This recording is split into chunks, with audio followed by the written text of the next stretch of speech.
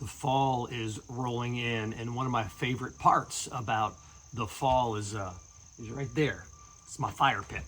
I love to sit out there, have some folks over, and hang around a fire. Just for some reason, that's where conversations can be really good, and a little bit of chill in the air, and maybe the fall leaves coming down. And I don't like to mess with the fire too much, like while people are over, so I tend to try to get the fire going before folks get over. And sometimes I don't get the fire going super well, and I will have to go to the garage, and I have some coals on the bottom of the pit that are going, but I bring in my leaf blower, and I just blow those suckers where they're like red, white hot, and flames are shooting up all over the place. And as we jump into this new series, worship series in the fall, that's essentially what we're talking about. It's this book, 2 Timothy. It's Paul, who is in prison, looking towards the end of he's probably going to get executed. And he's writing Timothy, who is his spiritual adopted son. And he says, you received like your faith from your mom and your grandmother, and you and I worked together with a discipleship type thing, and now you are a pastor in Ephesus. Fan into flame the gift that God has given you. And this gift is this gift of faith that's been passed down to you, and it's been cultivated in you, and now you are passing it down to others. But you have this coal inside, this dormancy of it's there, it exists, it's got some heat, and let's blow that thing into a full flame. And then he goes on into verse 7 of chapter 1 and says, here's what those three coals are.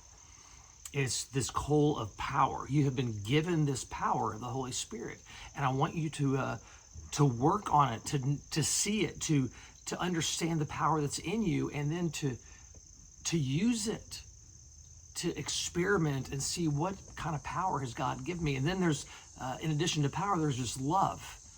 It's this compassionate, beautiful, selfless, serving love that has been given to you from your mom, from your grandmother, from Paul, but most especially from the Holy Spirit.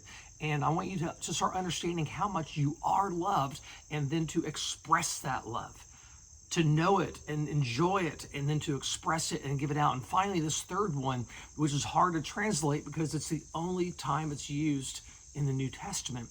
And our translation we normally use, ESV, says fear, and I don't like that translation at all, because it's taking two words and putting them together, which really talks about a mindset. Like, you have this mindset of who you are, and I want you to live out of your new identity.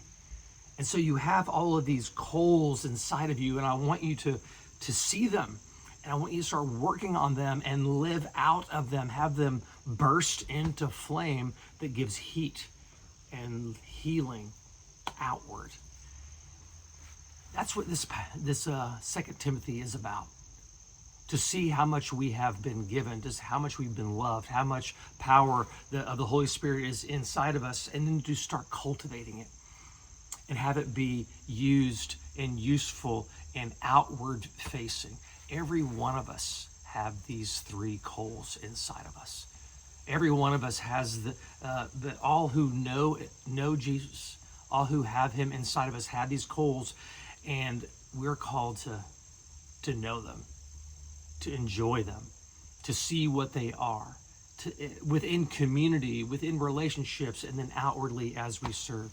So we'll hit all of those things this entire fall, but we'll start this Sunday with this beauty of fanning into flame the gift that God has given us.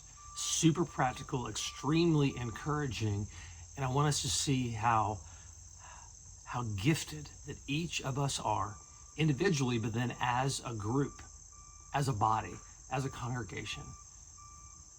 How gifted we are, and then how empowered we are to love one another and to love outside of us. This will be a fun time. I'll enjoy walking through this with you. See you soon.